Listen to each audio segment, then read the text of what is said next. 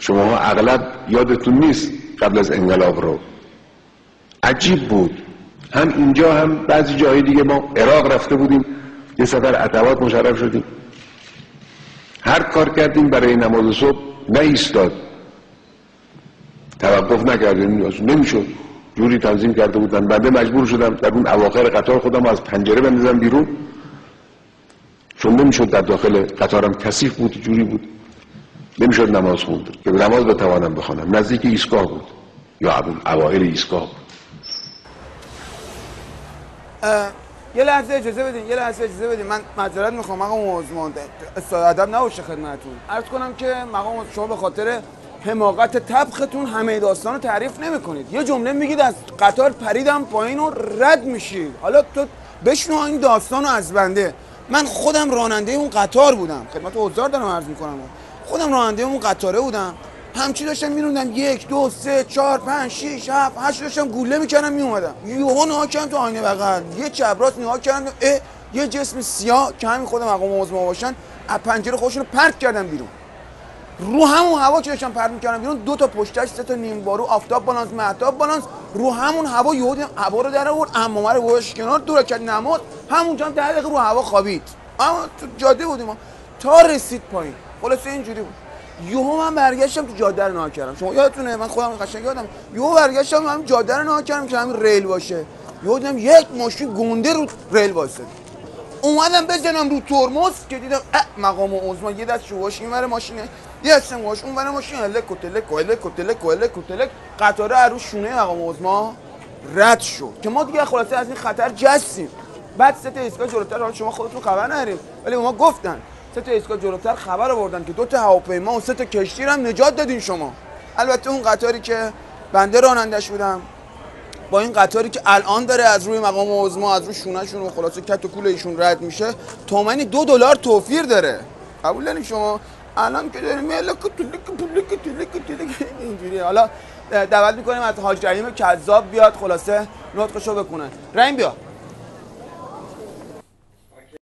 من در یکی از مناطق آذربایجان غربی در پایگاه 40 ستون سلماس در یک درگیری با ضد انقلاب و اشرار منطقه مجروح شدم.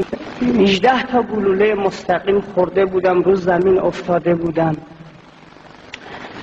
دیگه دوستامونم که با ما بودن همشون تیر خورده بودن، یا شهید شده بودن یا در حال شهادت بودن. چشمام همینطور بسته بودم و ذکر میگفتم. گوشه چشمم رو باز کردم، دیدم که دور تا دورم رو گرفتن، پوتین هاشون رو، کفشاشون رو میدیدم. یکیشون با همون لهجه‌ای که داشتن گفتن که زنده است. تا گفت زنده است یکیشون با لگد زد سمت راست من، دنده هم شکست، نفسم بند اومد. ولی چیزی که همیشه ما رو سرپا نگه داشته عنایات اهل بیت علیهم السلام هست.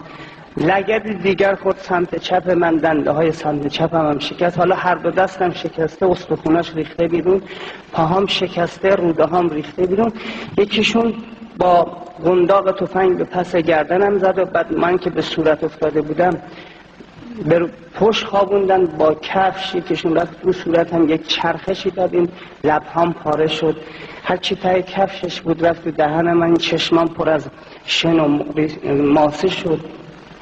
یکیشون گفت که راحتش کن، تمامش کن. تا گفت تمامش کن از بالا تیر خلاص رو زدن دم قلب من که هنوز اون دم قلبم هست. یه وقتی با سرعت از جایی میرم یا از سر بالایی سر پایینی این تیره میزنه دم قلبمون که حواست باشه هنوز این مسیر ادامه داره. تیر خلاص رو زدن دوباره، همون نام شریف آقامون به من قدرت داد. این یقه‌مون رو یکیشون گرفت، اون زمین سنگلاخی کشون منو برد زیر همون ماشینی که مال خودمون. بچه حالا پرپر شدن، با لگد منو غل داد زیر ماشین، با اسلحه با گلوله هم زد. لاستیکا من احساس کردم که بادشون داره خالی میشه، همینجوری میاد روی بدنم. چند ثانیه گذشت، حالا گلوله خونپاره بود یا آرپیچی بود کنارمون خورد، یک موجی ایجاد کرد، من یه مقدار اومدم بیرون. حالا ماجراهاش طولانی است واقعا. آقا حالا رحیم گفت مال منو بشون، نمیدونم بلفجر 1 بود 2 بود 3 بود 6 بود 6 و 8 بود، خلاصه کل لشکر لط و پار افتاده بودن یه گوشیه بر. یه سری داشتن جون میدادن، یه سری داشتن جون میکندن، یه سری جون به جونشون میکردی، همونی بودن که بودن، اصلا داستانی شده بودن. اون وسط من خوابیده دم رو خاک ماک اومده بود. بعد نها کردم شکمم 16 در 16 278 تا نمیدونم گوله خورده بود تو شکمم من. درد اصلا داستانی بود. 2 تا 3 تا 4 تا کاتوشا رفته بود تو سینم.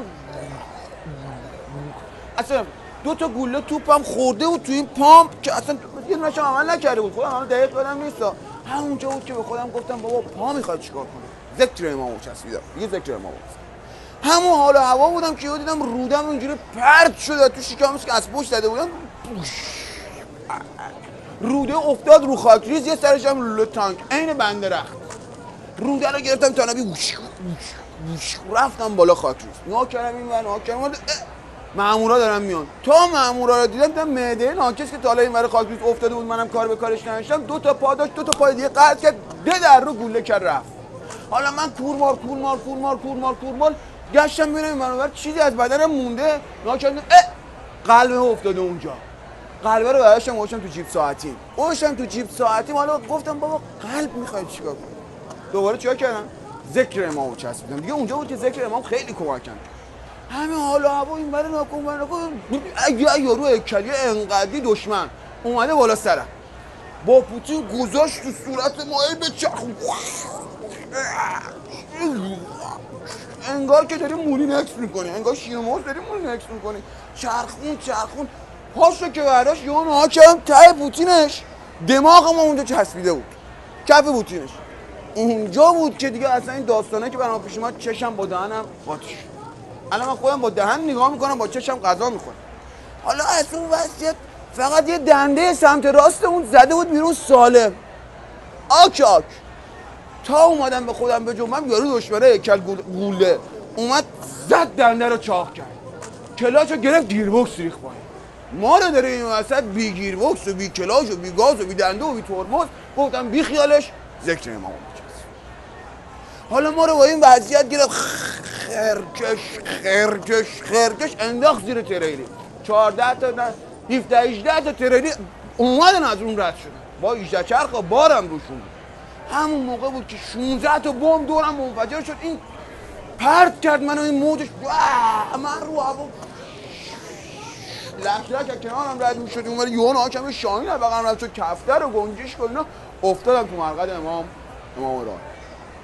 الان تو اینم که مشاهده میکنید اکثر اعضای بدنمو هنوز نتونستم پیدا کنن. الان با فتوشاپ درستش کردن، یعنی یه کار تصویری روش انجام شده. من در اینجا یه جعبه‌ام آوردم که یه سری اجناسیه که بعد از اینکه از جبهه اومدم پیدا شده بود، پیداش کردم ولی ما خودمون جاشو پیدا نکردیم. حالا خلاصه نمیدونم چیکار باید بکنم. مثلا روده اضافه بوده، نمیدونم یه 2 شاخه بود، این 2 شاخه نمیدونم کجا باید بس میشد. اینا کلا چسب آوردم، هویه آوردم. من خودم می‌خواستم قسمتی که بدین به مقام عظما یعنی خود شما نیست، وگرنه می‌خواستم تقدیم شما بکنم. تازه حالا من این وضعیتی که من میگم اونجا داشتم درد میکشیدیم این ور اون ور فلان. میخوام بگم این وضعیت بابا سگ شرف داره به وضعیت الان مقام عظما که همه عصا و جواره ایشون بدبخت میبینم بخش بالا افتاده، ایشون هم داره درد میکشه اینجوری داره درد میکشه. خیلی متشکرم از اینکه بیانات بنده گوش دادید.